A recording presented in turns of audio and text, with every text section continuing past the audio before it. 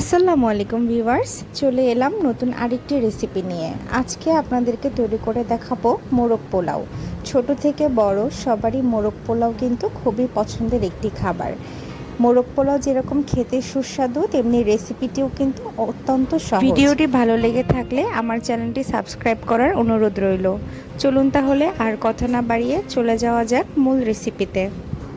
মোরগ পোলাও তৈরির জন্য প্রথমে আমি এখানে মাংসগুলোকে নিয়ে নিয়েছি। এখানে আমি 60 টুকরো মুরগির মাংস ব্যবহার করেছি, 3টি রানের পিস এবং বাকি 4টি বুকের পিস। মাংসগুলোকে আমি এখন ম্যারিনেশন করে নিব। এজন্য এখানে 1 চা চামচ পরিমাণে মরিচের গুঁড়া, 1 চা চামচ ধনিয়া গুঁড়া, হাফ চা চামচ জিরা গুঁড়া এবং স্বাদ মতো লবণ দিয়ে ম্যারিনেশন করে রাখবো। মুরগির মাংসের কাঁচা গন্ধ দূর করার জন্য আমি এখানে 1 ফালি লেবুর রস ব্যবহার করছি। সব কিছু আবারও খুব ভালো করে মিশিয়ে আমি ম্যারিনেশন করে রেখে দিব 20 মিনিটের জন্য। অনেক নতুন রাঁধুনি আছেন, আপনারা ম্যারিনেশন করতে চান না, কিন্তু আমি বলবো যে ম্যারিনেশনটা বাদ দিলে চলবে না। ম্যারিনেশন করে মোরগ পোলাওটা রান্না করলে সেটার স্বাদ কিন্তু অনেক ভালো হয়। আজকের মোরগ পোলাও রান্নার প্রধান উপকরণটা কিন্তু এখানে আমি নিয়েছি। এখানে আমি নিয়েছি চীনাবাদাম, সাদা গোলমরিচ, কাঠবাদাম, পেস্তা বাদাম, জায়ফল, জয়ত্রী এবং পোস্তদানা। জায়ফল কিন্তু আমি এখানে সম্পূর্ণ একটা ব্যবহার করিনি, এখান থেকে আমি অর্ধেকটা পরিমাণে ব্যবহার করেছি। সবগুলো মশলা এখন আমি একসঙ্গে বেটে নিব। 20 মিনিট পরে আমি এখন মুরগির মাংসগুলোকে ভেজে নিব। চুলায় আমি একটি প্যান বসিয়ে দিয়েছি এবং তাতে পরিমাণ মতো তেল দিয়ে, তেলটা গরম হয়ে আসলে তাতে মাংসের টুকরোগুলোকে দিয়ে দিলাম। মাংসের টুকরোগুলোকে মিডিয়াম টু হাই হিটে এখন আমি ভেজে নিব। খুব কড়া করে ভেজে নেওয়ার দরকার নেই। একটা পাশ 4-5 মিনিট ভেজে নেওয়ার পরে উল্টে দিয়ে অপর পাশটাও 4-5 মিনিট করে ভেজে নিব।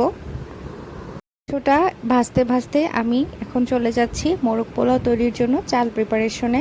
এখানে আমি 2 কাপ পরিমাণে পোলাওয়ের চাল নিয়ে নিয়েছি। চালটাকে এখন আমি পানির সাহায্যে খুব কচলে কচলে ভালো করে ধুয়ে নিচ্ছি। ভালো করে ধুয়ে নিতে হবে যেন এখানে কোনো ময়লা না থাকে। 2-3 বার আমি এভাবে করে ধুয়ে নিব। প্রথমবার ধুয়ে নেওয়া হয়ে গেছে, পানিটাকে আমি ফেলে দিয়েছি। আবারও এর মধ্যে আমি পর্যাপ্ত পরিমাণে পানি দিয়ে চালটাকে ধুয়ে নিয়েছি। চালটাকে আমি এরকম 2-3 বার করে ধুয়ে নিয়ে তারপরে পানি ঝরানোর জন্য একটি এরকম বড় ছাঁকনিতে করে চালটাকে দিয়েছি পানি ঝরাতে। এদিকে কিন্তু মাংসগুলোকে ভেজে নেওয়া হয়ে গিয়েছে। চুলার আঁচটা এখন আমি একটুখানি কমিয়ে দিয়েছি এবং মুরগির মাংসগুলোকে আমি একটা প্লেটে তুলে নিচ্ছি। এই একই তেলে এখন আমি মাংসটাকে রান্না করব। এজন্য আমি এখানে দিয়ে দিলাম 1 কাপ পরিমাণে পেঁয়াজ কুচি এবং সাথে দিয়ে দিচ্ছি 2টি তেজপাতা এবং দারুচিনি। চুলার আঁচটাকে এখন মিডিয়ামে রেখে আমি নেড়েচেড়ে ভেজে নিতে থাকবো পেঁয়াজটা গোল্ডেন ব্রাউন কালার হয়ে আসা পর্যন্ত। মাঝারি আঁচে কিছুক্ষণ ভেজে নেওয়া হয়ে গেলে দেখবেন পেঁয়াজটা গোল্ডেন ব্রাউন কালার হয়ে এসেছে। এরপর আমি এখানে 1 চা চামচ পরিমাণে আদা রসুন বাটা এবং 1 চা চামচ পরিমাণে জিরা ও পেঁয়াজ বাটা দিয়ে আবারও সবগুলো উপকরণ ভালো করে নেড়েচেড়ে মিশিয়ে দিলাম। আর মশলাটা যাতে না পুড়ে যায় সেজন্য আমি এখানে সামান্য একটু পরিমাণে পানি দিয়ে দিয়েছি। এবার আমি এর মধ্যে 2টা কাঁচামরিচ মাঝখান থেকে ভেঙে দিয়ে দিলাম। এরপরে আমি এখানে দিয়ে দিচ্ছি 1 চা চামচ মরিচের গুঁড়া এবং 1 চা চামচ ধনিয়া গুঁড়া। সবগুলো উপকরণ আমি আবারও খুব ভালো করে নেড়েচেড়ে মিশিয়ে রান্না করে নিব।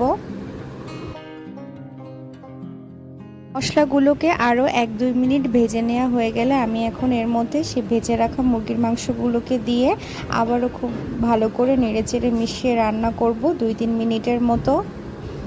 এরপর আমি এখানে দিয়ে দিচ্ছি স্বাদ মতো লবণ। এরপরে আমি যে মশলাটাকে বেটে নিয়েছিলাম সেই মশলাটা এখানে দিয়ে দিচ্ছি। আজকে রান্নায় কিন্তু আমি দুধ ব্যবহার করব না, ঘরে থাকা একদম সাধারণ মশলায় কিন্তু আজকে রান্নাটা তৈরি করব। এখানে কোনো দুধ ব্যবহার করব না, কোনো ঘি ব্যবহার করব না।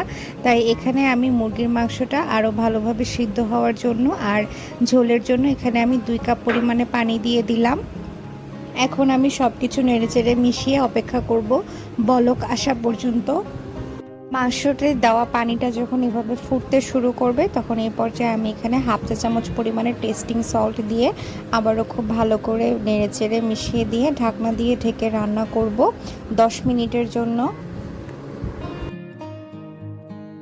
মিনিট পরে আমি ঢাকনাটাকে খুলে নিচ্ছি। দেখুন মাংসটা কিন্তু পুরোপুরি সিদ্ধ হয়ে গিয়েছে আর পানিটাও কিন্তু টেনে এসেছে। এই 10 মিনিট কিন্তু আমি সম্পূর্ণ ঢাকনা দিয়ে রান্না করেছি, একবারের জন্য ঢাকনা খুলে নেড়ে চেড়ে দেইনি। চুলার আঁচটা কিন্তু মাঝারিতেই ছিল। এবার আমি এখান থেকে সব মাংসগুলোকে একটা বোলে তুলে নিচ্ছি এবং এটাকে একটা সাইডে রেখে দিচ্ছি। মাংসগুলোকে তুলে নেওয়া হয়ে গেলে যেই পাত্রে আমি মাংসটা রান্না করেছিলাম এখানে আর একটু পরিমাণে তেল দিয়ে এবার চালটা দিয়ে দিলাম। চালটাকে এখন আমি মাঝারি আঁচে ভেজে নেব। চালটা ভেজে নিতে কিন্তু 10 থেকে 12 মিনিটের মতো সময় লাগবে। এই সময়ের মধ্যে তাড়াহুড়া করা যাবে না একদমই। চুলার জাল খুব বাড়ানো যাবে না, তাতে করে কিন্তু চালটা নিচে থেকে পুড়ে যেতে পারে। আর এভাবে অনবরত নেড়ে চেড়ে চালটাকে ভেজে নিতে হবে। চাল ভাজা হয়েছে কিনা সেটা কিভাবে বুঝবেন? প্রথমে যখন চামচের সাহায্যে নাড়বেন তখন দেখবেন কোনো শব্দ হবে না, আর চাল ভাজা হয়ে গেলে কিন্তু চামচের সাথে নাড়ার সঙ্গে সঙ্গে একটা শন শন আওয়াজ হতে থাকবে।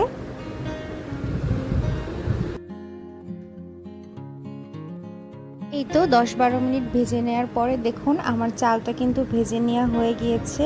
আর এই যে দেখুন আমি কিন্তু নাড়ার সাথে সাথে কিন্তু একটা শন শন আওয়াজ পাওয়া যাচ্ছে।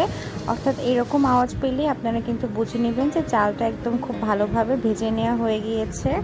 যেহেতু আমি আজকে রান্নায় 2 কাপ পরিমাণে চাল ব্যবহার করেছি, তাই যে পরিমাণ চাল তার ডাবল পানি অর্থাৎ 4 কাপ পরিমাণে গরম পানি আমি এখন এই ভেজে নেওয়া চালের মধ্যে দিয়ে দিচ্ছি। আমি কিন্তু এখানে একেবারে ফুটন্ত গরম পানি ব্যবহার করছি, হালকা কুসুম গরম পানি এখানে ব্যবহার করা যাবে না। পোলাওটাকে ঝরঝরে করার জন্য আমি এখানে দিয়ে দিলাম 1 ফালি লেবুর রস। এরপরে আমি এখানে দিয়ে দিচ্ছি কয়েকটা কাঁচামরিচ। কাঁচামরিচ দিলে কিন্তু এখানে ঝাল ছড়াবে না, কিন্তু সুন্দর একটা ফ্লেভার পাওয়া যাবে। সব কিছুকে নেড়েচেড়ে মিশিয়ে দিলাম। চুলার আঁচটা এখন মিডিয়াম থেকে হাইতে করে দিয়ে আমি ঢাকনা দিয়ে ঢেকে রান্না করব 10 মিনিটের জন্য। এই 10 মিনিটের মধ্যে কিন্তু পানিটা টেনে এসে একদম চালের পোলাওয়ের চালের গায়ে গায়ে লেগে যাবে। 10 মিনিট পরে আমি ঢাকনাটা খুলে আপনাদেরকে দেখাচ্ছি। দেখুন কত সুন্দর পোলাওটা তৈরি হয়ে গিয়েছে আর পানিটাও কিন্তু খুব ভালোভাবে টেনে এসেছে। আমি এখন এখানে 1 চা চামচ পরিমাণে কেওড়ার জল ব্যবহার করে কেওড়ার জলটাকে এখন পুরো ভাতের সাথে মিশিয়ে দিচ্ছি। দেখুন পোলাওয়ের চালটা কতটা ঝরঝরা হয়েছে। আপনারা যদি আমার এই ভিডিওটি দেখে আমি যে টিপসগুলো শেয়ার করেছি সেভাবে পোলাও রান্না করেন, তাহলে কিন্তু আপনাদের মোরগ পোলাওটাও আমার মতো এরকম ঝরঝরে আর পারফেক্ট হবে। আমি এখন এইখান থেকে একটা বলে প্রায় অর্ধেকটা পরিমাণে পোলাও তুলে নিচ্ছি। আর যেই অবশিষ্ট পোলাওটা পাতিলে থাকবে সেখানে আমি রান্না করে নেওয়া মুরগির মাংস ঝোলসহ আর কি মশলাসহ একেবারে সব কিছু দিয়ে দিলাম এবং এর উপরে এখন আমি বেড়ে রাখা ভাতটাকে দিয়ে দিব। তার আগে আমি চারপাশে একটু মাংসগুলোকে এভাবে একটু ছড়িয়ে ছড়িয়ে দিচ্ছি। এরপরে আমি এখানে যে বেড়ে রাখা পোলাওয়ের ভাতটা দিয়ে দিলাম। আমার মোরগ পোলাও কিন্তু এখন একেবারে 99%ই রেডি হয়ে গিয়েছে।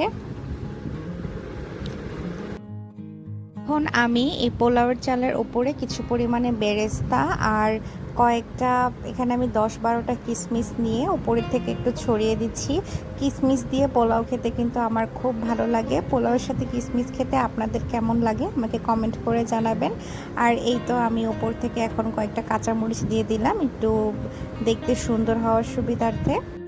ভিডিওটি শুরু থেকে শেষ পর্যন্ত দেখার জন্য সবাইকে অসংখ্য ধন্যবাদ। আপনারা পরবর্তীতে আর কোন রেসিপি দেখতে চান আমাকে কমেন্ট করে জানাতে পারেন। আল্লাহ হাফেজ।